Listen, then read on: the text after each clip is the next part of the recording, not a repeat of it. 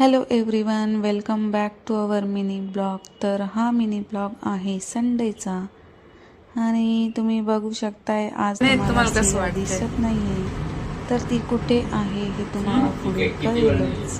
तरी पण हो. त्यानंतर आम्ही गेलो बिकानेरमध्ये काही वस्तू घेण्यासाठी आणि मग आलो आम्ही सियाच्या मामा मामींकडे.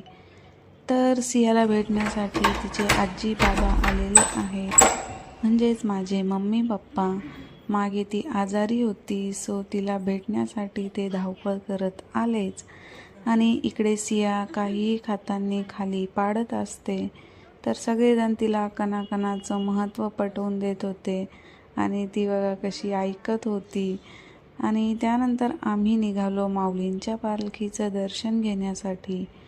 तर माऊली आणि तुकाराम महाराजांची पालखी पंढरपूरवरून वापस आलेली होती आणि बघा त्यांच्या दर्शनासाठी किती जास्त गर्दी झालेली होती.